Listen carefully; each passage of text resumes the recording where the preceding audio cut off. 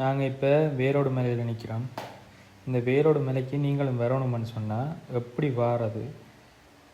இதில் பைக்லேயும் வரலாம், நீங்கள் எந்த வாகனத்தில் நான் வரலாம். நான் இப்போ பைக்கில் வாரத்துக்கான ஒரு வழியை தான் நான் உங்களுக்கு சொல்லி காட்ட போகிறேன். பைக்லேயோ சரி, சைக்கிள்லேயோ சரி, நடந்தோ சரி, பாத யாத்திரையாக இந்த மலைக்கு எப்படி வாரன்றதை தான் காட்ட போகிறேன். நான் இப்போ காட்டுற பாதையால் நீங்கள் ஓட்டோவிலையோ சரி, வேன்லேயோ சரி வரையிலாது. ஏண்டா மண் பாதைகள், நீங்கள் டிராக்டரில் வரலாம், இல்லாட்டி ஆஃப் ரோட் ஜீப்பில் வரலாம், அப்படியானது எல்லாம் வரலாம். மற்ற நீங்கள் ஓட்டோவிலையோ சரி, மற்ற வாகனங்களையோ வரண்டா இந்த ரூட் யூஸ் பண்ணி இயலாது. அதுக்கு வேறு ரூட் இருக்குது. அது நீங்கள் இழுப்படிச்சேன ஜங்ஷன்லேருந்து அங்கே வர வேண்டி இருக்கும், வேலோடு மலைக்கு வர வேண்டி இருக்கும். ஸோ அது வேறு ரூட். நான் இப்போ காட்ட போகிறது பைக்கில் வாராக்களுக்கு லேசாக இருக்கிறதுக்காக ஒரு ரூட் உண்டு. சரியா? காலையில் 11 மணி மட்டும் நாங்கள் இப்போ கல்லடி பாலத்தில் வந்து கொண்டிருக்கோம் பாருங்கள். கல்லடி பாலத்திலேருந்து நாங்கள் இப்போ பெட்டிக்குளோ டவுன் பக்கமாக போய் கொண்டிருக்கோம்.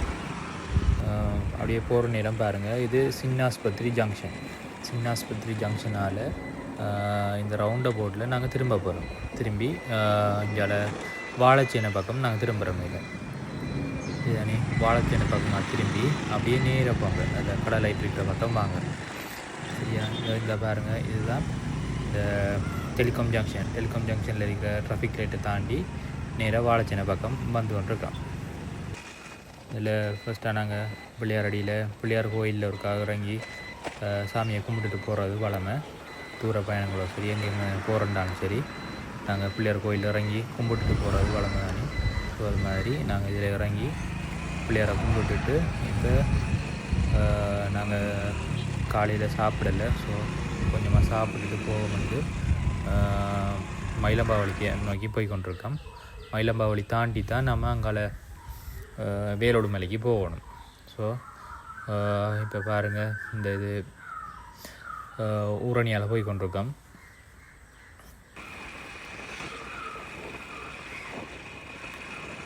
நல்ல கிளியரான வானிலை அன்றைக்கு, ஆனால் சரியான வெயிலாக தான் இருக்குது. அங்கால எப்படி இருக்குமென்று தெரியல. சந்தனமாடு ஆற்றில் தண்ணி எப்படி இருக்குமென்று தெரியல. அதை தாண்டி போக வேண்டி இருக்கும் அங்கால. ஸோ நாங்கள் இப்போ ஃபஸ்ட்டாக போய் காமாட்சி அம்மன் கோயிலில் பக்கத்தில் இருக்கிற அக்ஷதை கடையில் என்ன இருக்குன்னு பார்த்து அங்கே சாப்பிடுவோம். இந்த கோயிலில் காமாட்சி அம்மன் கோயில் வந்துட்டு இப்போ நாங்கள் இதில் வேலை பக்கம் திரும்பினா காமாட்சி அம்மன் கோயிலோடையே அதில் அக்ஷதை என்ற ஒரு கடை இருக்குது. அதில் நல்ல உயர்தரமான சைவ சாப்பாடு கிடைக்கும். ஸோ அங்கே போய் பார்ப்போம் என்ன இருக்குதுன்னு சொல்லி. இந்த அந்த கடை உள்ள தோசை வச்சுருக்காங்க. ஸோ நாங்கள் தோசையை சாப்பிட்டுட்டு திரும்பி இங்கே செங்கலடி ஜங்ஷனில் இருக்கிற கடை லைட்டு கிட்ட நிற்கிறோம். இதில் இடப்பக்கம் திரும்பினா எங்களுக்கு பதில போகிற ரோட். இப்படி நேராக போனோம்னு சொன்னால் வாழைச்சேனைக்கு போகிற மாதிரியே அந்த ரோட்டால் போய் கொண்டிருக்கிறோம். வாழைச்சேனை போகிற சைடில் போனால் தான் நாங்கள் மாவடி வம்புக்கு போகலாம். நாங்கள் மாவடி வம்பில் வச்சு ஒரு இடத்த திரும்ப வேண்டியிருக்கும். ஸோ இந்த மாவடி வம்புக்கு கிட்ட போகக்குள்ள கொஞ்சம் ஸ்லோவாகி போங்க. அதில் நிறைய கலரான அந்த நீல கலரில் நிறைய பஸ் ஸ்டாப்ஸுகள் இருக்குங்க. அதில் பேர்கள் எல்லாம் மங்கி போயிட்டுது. முதல் நல்ல தெளிவாக இருந்தது. அதில் இப்போ கொஞ்சம் தூரம் போகிற நேரம் பாருங்கள், அதில் ஒரு வளைவு ஒன்று இருக்கும், வெல்கம் போர்டு ஒன்று இருக்கும். அதில் காளி கோயிலுக்குரிய வெல்கம் போர்டு வந்து எங்களோட வலப்பக்கம் இருக்கும். ஸோ அந்த வலப்பக்கம் இருக்கிற காளி கோயில் வெல்கம் போர்டுக்கு முன்னால் இருக்கிற ரோட்டால் போகணும். அதில் யார்கிட்ட கேட்டாலும் கருணாகரன் பெருசாரியாடுற வீடு எதுன்னு கேட்டால் அதில் காட்டுவாங்க. இல்லாட்டி சந்தனமடுக்கு துறைக்கு போகிற ரோட்டு எதுன்னு கேட்டாலும் ஆக்கள் அதில் காட்டக்கூடியதாக இருக்குது. அந்த ஊர் ஆக்கள் எல்லாருக்குமே அது தெரியும். ஸோ இந்த இதில் பாருங்கள், இதுதான் நான் சொன்ன அந்த பஸ் ஸ்டாப். அந்த பஸ் ஸ்டாப்பு பக்கத்திலேயே இருக்கிறது தான் அந்த காளிகோயில் வளைவு. சரிதானே? இந்த காளிகோயில் வளைவுக்கு முன்னால் இருக்கிற ரோட்டில் தான் நம்ம இப்போ போகணும். இந்த கான்கிரீட் ரோட்டில் தான் நம்ம போகணும். சரியா? நான் சொன்னனே அந்த கருணாகரன் பரிசாரியார் வீடுன்னு சொல்லி, இவர் தான் அந்த முறிவு வைத்தியங்கள் செய்கிறது. இந்த ஓட்டோவெல்லாம் கிடக்கிறது அந்த ஆள்ற வீட்டில் தான். ஸோ இப்படி இந்த ரோட்டால் நல்ல தொங்கலுக்கு போகணும். நாங்கள் இதில் நேராக போயிடக்கூடாது. இதில் நேராக போனால் அந்த ரோட் முடிஞ்சிடும். ஸோ இதில் திரும்பி இந்த கான்கிரீட் ரோட்டையே ஃபாலோ பண்ணி போய் கொண்டிருக்கோம். நாங்கள் இந்த கான்கிரீட் ரோட்டில் போய்த்தான் அங்கால ஒரு கிரவல் ரோட் ஒன்று மாட்டும். அந்த ரோட்டுக்கு போய் நாங்கள் சந்தனமடுத்துறைக்கு போகணும். இந்த ரோடு ஊருக்குள்ளே போகிறதால கொஞ்சம் வேகமாக போயிடக்கூடாது. கொஞ்சம் மெதுவாக போய் கொண்டிருப்போம். என்ற நாங்கள் கிணதரம் இதில் வந்திருக்கோம். சின்ன பிள்ளைகள் குறுக்கறக்கிறது எல்லாம் கூடுதல் இருந்தபடியாக ஓரளவுக்கு மிதமான வேகத்திலே தான் இந்த இடத்துல நாங்கள் வளமையாக க்ராஸ் பண்ணி கொண்டிருக்கோம். இப்போ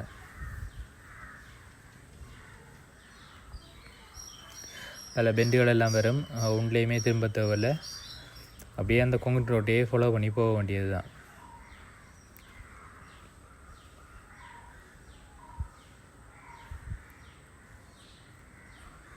அப்படியே பார்த்துக்கொள்ளுங்க. இந்த ஒரேஞ்ச் பில்டிங் பக்கத்துலேயும் ஒரு பெண்டு வரும். அதுலேயும் திரும்பிடக்கூடாது.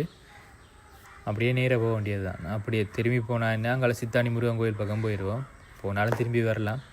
ஓகே, என்னத்துக்கு நம்ம அலையே அந்த இப்படியே நேராக போகிற நேரம் இந்த ரோட்டில் அடுத்த பெண்டுகள்லேயே எங்களுக்கு சந்தனமடுத்துறைக்கு போகிற ரோடுகள் எங்களுக்கு தென்படும். இப்போ பாருங்கள், அந்த ஆக்கள வீடெல்லாம் முடிகிற இடத்துல அந்த ஒரு ஆடு மேய்ச்சி கொண்டு போய் கொண்டிருக்காரு. அந்த இடத்துல எங்களுக்கு பின்னால் நிறைய மலைத்தொடர்கள் தெரியுது. அந்த மலைத்தொடரில் ஒன்று தான் அந்த வேலோடைய மலையாக இருக்கும். எங்களுக்கு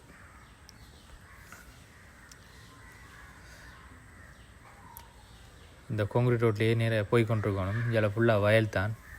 இந்த பாருங்களேன், மரத்துக்களை சாமி வச்சு வழிபடுறாங்க. நேராக போனோம்னு சொன்னால் அதில் ஒரு கோயிலும் இருக்கும் அந்த ஜங்ஷனில். அந்த ஜங்ஷன்லேருந்து திரும்பி நாங்கள் வேலை பக்கம் திரும்பணும். இப்படி வேலை பக்கம் திரும்புகிற நேரம் இங்கேயும் ஒரு நல்ல ரோட் தான் இது. இது நல்ல வெயிலுக்குள்ளே நாங்கள் போய் கொண்டிருக்கோம். இங்கே காலையில் ஒரு 7:30-8 மணி மட்டும் வந்தீங்கன்னு சொன்னால் ஆளும் வெயில் இருக்காது. அதோட இதில் நிறைய மாடுகள் நிற்கும். அந்த மாடுகள் அந்த பட்டியில் அந்த அவுத்து விட்ருப்பாங்க. அந்த டைம் தான். ஸோ அந்த டைம் அந்த குளமாக இருக்கிற இடத்துக்குள்ளே நிறைய மாடுகள் கிடக்கும். அதுக்குள்ளே அதோட வந்து கொண்டிருக்கும். பட்டியிலேருந்து அவுத்த மாதிரி வந்து கொண்டிருக்கும். கிணறு கண்டிருக்கிற அந்த அளவார நேரம்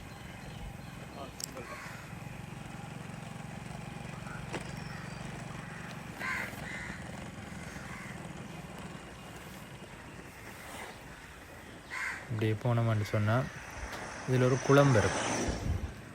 அந்த குளம் முதல் அவ்வளோண்டு தூர்வாரப்படாமல் கிடந்த குளம் ஒன்று தான். இப்போ அதில் பாருங்களேன், அந்த ஏதோ வேலை செய்கிறாங்க ஓலோடது. அதில் சின்ன கோயிலும் இருக்குது. அந்த கோயிலோடு இருக்கிற குளத்தில் இப்போ தண்ணி நிற்கிது. விவசாயி பாலடைஞ்ச மாதிரி கிடக்கும் இந்த குளம். இப்பையும் ஒன்றுமில்லை. நல்லா அதில் இருக்கிற அந்த ஆற்று வாழைகள் அதெல்லாம் எடுத்து நல்லா க்ளீன் பண்ணாங்கன்னு சொன்னால் இன்னும் நிறைய கொள்ளளவோடு பாய்க்கக்கூடிய மாதிரி இருக்கும் அந்த குளங்கள். மீன்பிடிக்கு யூஸ் பண்ணுறாங்களான்னு தெரியல. அதனால இந்த வயல்களுக்கு தண்ணி எடுக்கிறதுக்காக எல்லாம் இறைச்சி ஆக்கள் யூஸ் பண்ணுவாங்க. அப்படியே இந்த ரோட் டிரெக்டாக போகிறது சந்தனமாடு ஆற்றுக்கு தான். சந்தனமாடு ஆற்றில் வெள்ளம் கூட இருந்துச்சுன்னு சொன்னால் நாங்கள் பைக்கில் மட்டும்தான் போகலாம். பைக்கை நாங்கள் தோணி ஒன்றில் 2 தோணி பிணைச்ச மாதிரி வச்சுருப்பாங்க. அந்த தோணியிலே ஏற்றி கொண்டு போகணும் பைக்கை. சைக்கிள் எல்லாம் அதை ஏற்றி கொண்டு போகலாம். ஆக்களும் மாறி போகலாம். சில ஆக்கள் தண்ணிக்குள்ளால் நடந்தும் போவாங்க. இதில் அவ்வளோண்டு பெருசாக கழுத்தளவுக்கெல்லாம் தண்ணி நிற்கிறது இல்லை. வளமையிலேயே நாங்கள் போகிற நேரம் பார்த்துக்கோம். சில வேளை ஃபுல் மணலாக இருக்கும், சில வேளை ஒரு கொஞ்சம் தண்ணி இருக்கும், சில வேளை சும்மா முழங்கால் அளவுக்கு தண்ணி இருந்தாலாம் பைக்கில் போக விடுவாங்க. இந்த சனம் குறுக்கிறது கொண்டு இருக்கு பாருங்கள் தொங்கலில். இதில் இந்த குட்டி மரம் ஒன்று நிற்கித்தானே, இந்த மரத்தடிலாம் அந்த போட் கிடக்குதுல்ல, அந்த போட்டில் தான் வளமே ஏற்றி கொண்டு அடுத்த அந்த துறைக்கு விடுவாங்க. இந்த இடத்த தான் நம்ம வளமையாக தாண்டுறது. ஆனால் இப்போ தண்ணி குறைவாக இருக்கிறதால நாங்கள் அடுத்த இடத்துல தாண்ட போகிறோம். அதாவது ஆக்கள்லாம் வந்து கொண்டு இருந்தாங்களே அந்த இடத்துக்கு போவோம். இப்போ நாம்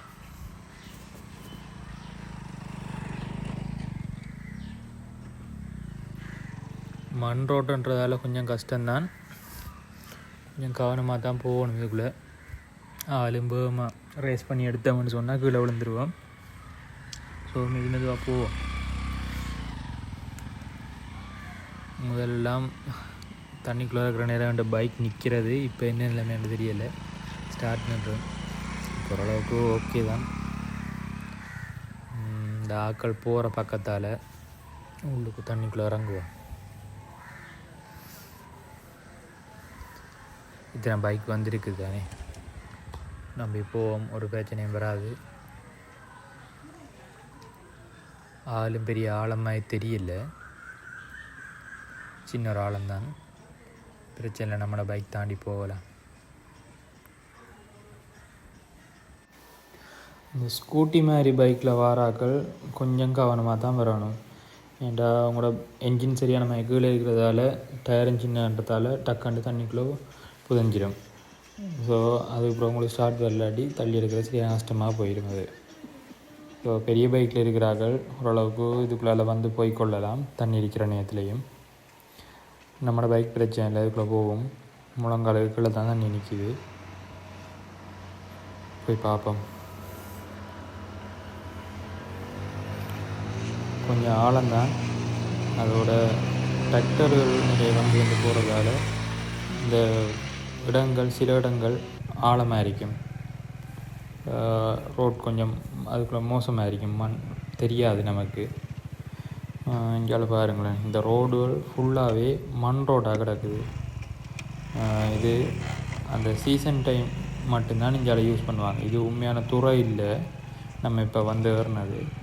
இந்த ஆழம் குறைவான இருக்க ஒரு இடத்தால் நம்ம அந்த ஆற்றை கடந்திருக்கணும், அவ்வளோதான் நம்ம இப்போ செய்தது.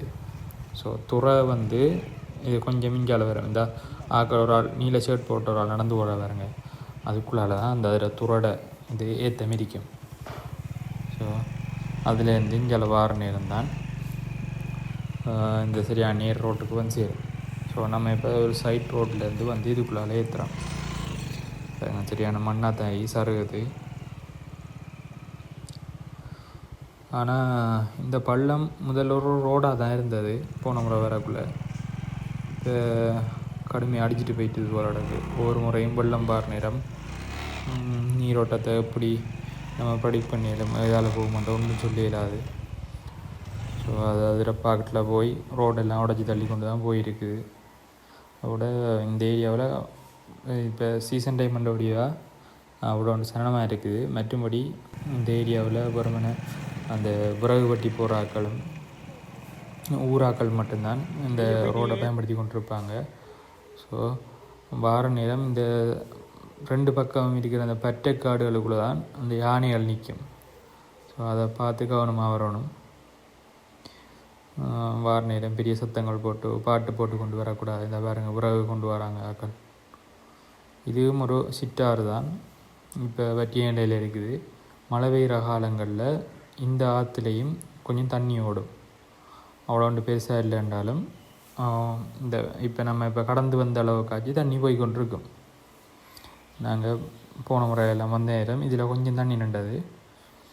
ஆனால் பைக் மூழ்கிற அளவுக்குள்ள தான் இல்லை, ஓரளவுக்கு நார்மலான தண்ணி நின்றது. நம்ம இப்போ இந்த வேரோடு மலைக்கு போகக்குள்ள 3 சிட்டாரை கிடக்கணும் சரியா. அதில் 1 சந்தனமடு ஆறு நம்ம சொல்லித்தோம், இப்போ அதுக்கு முதல் காட்டின உண்டு. அதுக்கப்புறம் இன்னொரு ஆறையும் கடந்த மாதிரி இருக்காம அதுலேயும் தண்ணி ஒன்றுமே இல்லை. இப்போ பாருங்கள் இப்படியே நேராக போகிற நேரம் அதில் ஒரு வளைவு தெரியுது பாருங்கள், வெல்கம் போர்டு உண்டு. அதுதான் வேலோடு மலையக்குரிய அந்த வெல்கம் போர்ட். ஆனால் இப்போ உங்களுக்கு இதில் தெரியுது. ஆனால் இந்த சீசன் இல்லாத டைமில் இந்த தொல்பொருள் திணைக்களத்தில் பேர் பலையில் பாருங்கள், வேருடைய மலை தொல்லியல் இடம் இருக்குது. அந்த போர்டை பார்த்து தான் நீங்கள் இதுக்குள்ளே பென் பண்ணி போட்டி இருக்கு. இந்த ரோடை அப்படியே நேராக போகிறதான். நேராக போனால் ஒரு பிங்க் கலர் ஸ்கூல் ஒன்று இருக்கும். அந்த ஸ்கூலால் வேலை பக்கம் திரும்பணும். அதுதான் இதுக்குரிய லேண்ட்மார்க். இப்போ நேராக போகிறோம். இப்போ நேராக போகிற நேரமே எங்களுக்கு இடையில் ஒரு இடத்துல எங்களுக்கு வேரோடு மேலே தெரியும் பாருங்கள். இப்போ இதில் நான் ஜூம் பண்ணி கட்டுறேன் பாருங்கள். இந்த மரத்துக்கு அங்கால ஒரு ஒரேஞ்ச் கலர் கட்டுறம் ஒன்று தெரியும். ஒரு சின்ன மலை தான். அதுக்கு மேலே தெரிகிறது தான் வேரோடைய மலை. இப்போ இதில் பாருங்கள், நேராக போகிற நேரம் அந்த கட்டடம் மட்டும் வருதில்ல, அந்த 2 பில்டிங், அது ஸ்கூல், ப்ரீ ஸ்கூலாக இல்லாட்டி ஸ்கூலான்னு தெரியல. சின்ன பிள்ளைகள்ன்ற கண்டிருக்கேனாப்பில் போர்டு ஒன்றையும் காணல. ஸோ அதில் போர்ட் போட்டிருக்காங்க அதில் வேரோடைய மலையாண்டு சொல்லி. இந்த கைகாட்டி அம்புக்குறி இருக்கும். அதுக்காலேயே நீங்கள் பெண்ட் பண்ணி போகலாம். இப்படி காலையில் தான் நிறைய இந்த பாத யாத்திரையர்கள் வந்தவங்களாம் அறிஞ்சேன். ஸோ இன்றைக்கி கோயிலில் கடுஞ்சனமாக தான் இருக்கும் போலோடக்கு பார்ப்போம். அப்படி கண்டு இந்த ரோட்லேயே நேராக போயிடக்கூடாது. அங்கே ரோட் முடிவு. இதில் அம்புக்குறி போட்டிருக்காங்க பாருங்க. அந்த அம்புக்குறியை பார்த்தே போகணும். முதல்லாம் இந்த ரோட் அவ்வளோ அகல மாதிரிலாம் இருக்கல, ரோட் மாதிரியே இருக்கல. ஸோ தண்ணி ஓடுறோ அந்த வழித்தடம் மாதிரி தான் இருந்தது. இப்போ நல்லா அகலப்படுத்தி நல்லா செய்திருக்காங்க. இதெல்லாம் கோயிலுக்குள்ளேருந்து வாரசனமாக தான் இருக்கும்.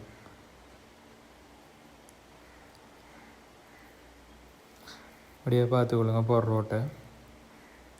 என்கிட்ட இதுக்குள்ளேயும் வழியாடு மாதிரி திரிவாங்க ஆக்கள், வளமையாக போகிற ஆக்கள்லாம். இதுலேயும் இன்னொரு முருகன் கோயில் இருக்குது, ஆதி முருகன் கோயில்னு சொல்லி. இது வேடுவாக்கள் வழிபடுறவங்க. இது பழைய கோயில் உண்டு. ஆனால் இப்போ கல்லால் கட்டி கொண்டிருக்காங்க. முதல் அந்த கொத்து பந்தல்கள் அமைத்து வழிபட்ட இடங்கள் தான் இது. இதோட மக்கள் இருக்கிற இடம் முடியுது. இதுக்கு பிறகு இந்த யானை வேலி இப்போ திறந்துருக்காங்க. இரவையில் மூடிடுவாங்க. ஒரு 4-5 மணி மட்டும் அதை திருப்பி இழுத்து கட்டுவாங்க, ஏன்டா யானை வராமல் இருக்கிறதுக்காக. இதுக்கு அங்கால ஃபுல்லாக யானை நிற்கும். இதுக்கு அங்கால காடு தான். நாங்கள் ஒரு முறை சைக்கிளில் வரக்குள்ளே இந்த ஏரியாவுலெல்லாம் சரியான யானை இருந்தது. நாங்கள் பக்கத்துலேயே மரம் முறிக்கிற சத்தம், பிளிர்ற சத்தம் அதெல்லாம் கேட்டுக்கொண்டு இருந்தது. வேண்டானா இது வரைக்கும் ஒருத்தருக்குமே இந்த இடங்கள்ல ஆனை அடித்தது இல்லையான்னு சொல்கிறாங்க. இதெல்லாம் அங்கே கோயிலுக்கு போயிட்டு வாரசனம் தான் இது. முதல் இந்த இடத்துக்கு டிராக்டரில் மட்டும்தான் வரலாம். டிராக்டரில், பைக்கில், சைக்கிளில் அப்படி தான் வரலாம். இப்போ அநேகமாக எல்லா வாகனமுமே போகக்கூடிய மாதிரி இருக்குது. இப்போ முன்னுக்கு ஒரு கல் ஒன்று இருந்தது. அந்த கல் தான் பிரச்சனையாக இருந்தது. அதில் இந்த இடத்துல ஒரு பெரிய ஒரு கல் இருந்தது. சரியா, இந்த கல்லில் தான் வாகனங்கள் தட்டி நிற்கிறது. பெரிய வாகனங்கள்னா ஓட்டோ, கார் அது போயில்லாமல் இருந்தது. ஸோ இந்த கல்லுக்கிட்ட இப்போ கிரவல் போட்டு நல்லா உயர்த்திட்டாங்க. ஸோ அந்த கல் கீழே போயிட்டுது. ஸோ ரோடு மேலே வந்துட்டுது. இந்த இடத்துல நாம் இப்போ போகக்கூடியதாக இருக்குது. வளைஞ்செல்லாம் போகும், ஒன்றும் பிரச்சனை இல்லை. அப்படியே நேராக போக வேண்டியது தான். இதில் ஒரு பெண்டும் இல்லை இந்த ரோட்டில். அப்படியே நேராக போகிறதான். இந்த ஏரியாவில் வளமையாக விறகு எடுத்து காட்டிலேருந்து விறகு எடுத்து போகிறாக்கள் தான் நடமாட்டம் கூட இருக்கும். இதுக்குள்ளே ஒரு சின்ன மலையில் காளிகோயில் ஒன்று இருக்குது. அது ஊராக்களுக்கு மட்டும் தெரிஞ்ச ஒரு இடம் உண்டு. நம்ம இப்போ நேராக இங்கே வேரோடைய மலை தானே போகிறோம். ஸோ அந்த காளிகோயிலெல்லாம் தேட தேவையில்லை, சும்மா நேராக போக வேண்டியது தான்.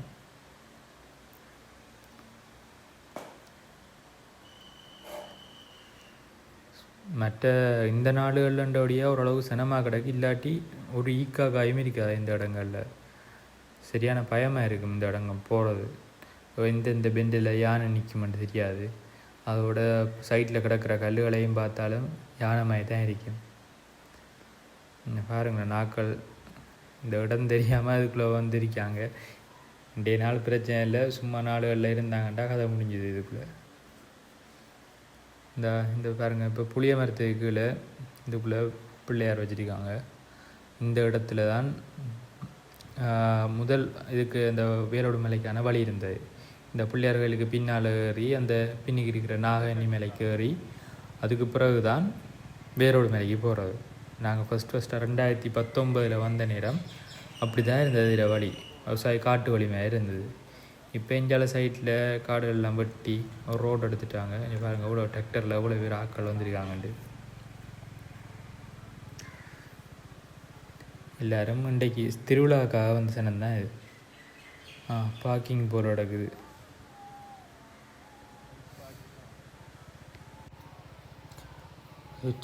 இதிலே பைக்கை பார்க் பண்ணிவிடுவோம்.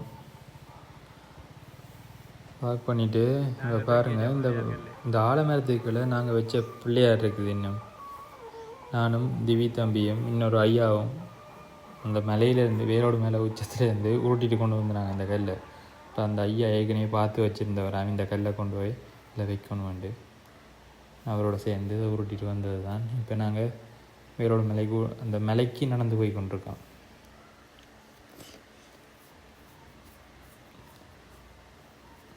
நல்ல இடம் தான் இது. மேலே போயிட்டு காட்டுறேன் பாருங்கள், எத்தனை மலைகள் இந்த மலையிலேருந்து பார்க்குறேனே தெரியுமான்னு சொல்லி. அந்த பிங்க் கலராக இருக்கிற இடம் தெரிஞ்சது தானே, அந்த படி வரைக்கும் நாங்கள் முதல் இப்படி வாகனத்திலே போய் கொண்டிருக்கலாம். அந்த பிங்க் கலர் மதுரைக்கிட்ட வைக்கலாம். இப்போ இந்த மலையை பாருங்கள், நாகக்கன்னி மலை. இந்த மலைகளில் கல்வெட்டுகள் எல்லாம் இருக்குது. கல்வெட்டு இப்போ என்ன இளமையில் இருக்குன்னு தெரியல, ஆனால் ஒரு கல்வெட்டு நாரஞ்சு வரைக்கும் இருக்குது. அது கங்கால இருக்கிற மலையில் பல இடிபாடுகள் எல்லாம் இருக்குது. புதையலெல்லாம் தோன்றிருக்காங்க ஆக்கள். அங்கால ஒரு நாகப்புத்து இருக்குது. ஸோ அதுக்கு நாகக்கன்னி மலைன்னு சொல்லி அவங்க பேர் வச்சுருக்காங்க. திருவிழான்றதால இங்கே நிறைய பூந்தி கடைகளும், இந்த சர்பத் கடை, சோடா கடை வந்திருக்கு. அப்படி சின்ன சின்ன கடைகள் வந்திருக்குது. அடிக்கிற வெயிலுக்கு சர்வத் கடைகள், சோடா கடைகள், தண்ணி கடைகள் வச்சா தான் சரியாக இருக்கும். விளையாட்டு சாமான் கடை ஒன்று கூட வந்திருக்கு. இதில் முதல்ல நாங்கள் வார நேரம் ஒரு 10 to 15 ஸ்டெப்ஸ் தான் இருந்தது. இப்போ நல்லா கட்டியிருக்காங்க இந்த கோயிலை. நம்மளை தாந்தாமலை முருகன் கோயில் மாதிரி ஒரு செட்டப் கொண்டு வராங்க. வரங்க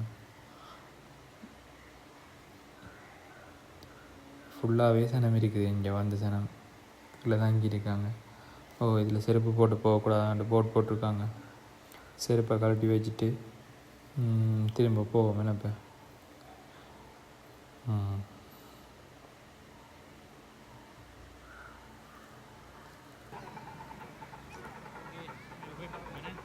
சரியான சூடாக கிடக்குது.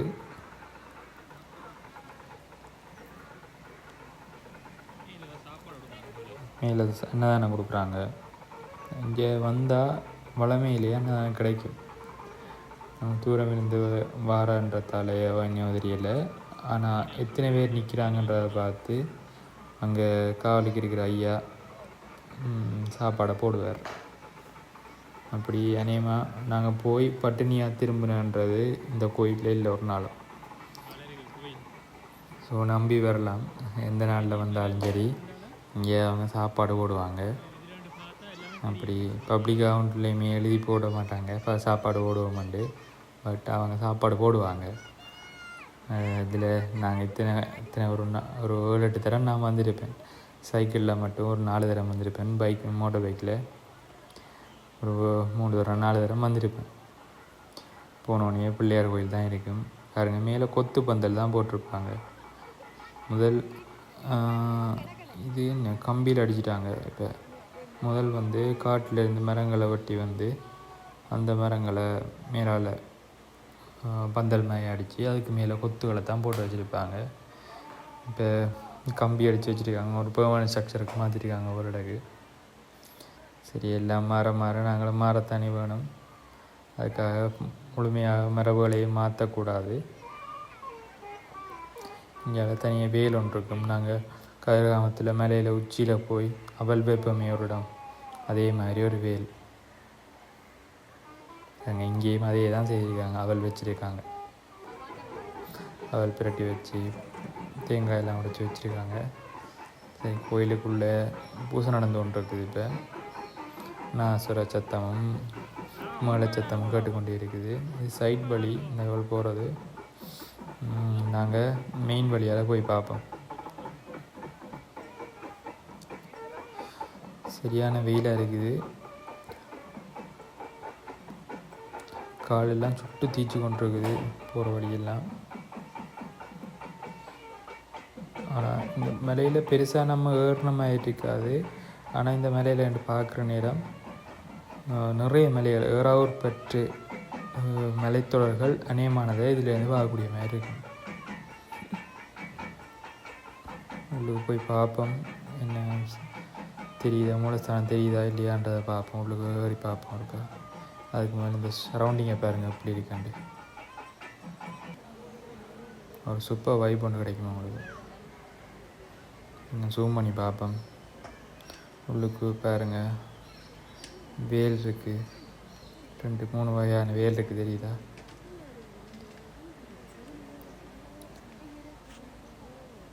எல்லோரும் பார்த்துக்கொள்ளுங்க.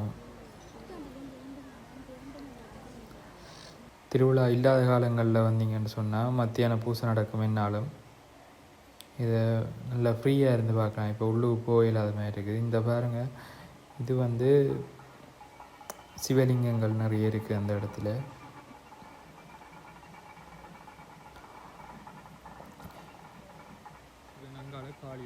ஒவ்வொரு ராசிக்கும் ஒரு சிவலிங்கம்ன்ற மாதிரி பின்னுக்கு வச்சுருக்காங்க. இந்த லாவணியா போகிறதுக்கிட்ட இருக்கிறது ஆதிசேஷர். அதாவது இங்கே அநேகமான சித்தர்கள்ன்ற சிலைகள் இடங்கள் எல்லாம் வச்சு கும்பிட்றாங்க. இதில் பார்த்திங்கன்னா தெரியும், இது ஒரு சிவன் கோயில் தான். இதில் பின்னுக்கு பார்த்தீங்கன்னா அந்த சிவனுக்கு பின்னுக்கு குடுமி மேலே தெரியும் பாருங்கள். இது ஒரு நல்ல வியூ உண்டு. இதோட நான் இந்த காணொலியை நிப்பாட்டி கொள்கிறேன். அடுத்த பதிவு ஒன்றில் சந்திப்போம். பாருங்கள், வியூவை பார்த்துட்டு நிப்பாட்டுவோமா. நன்றி.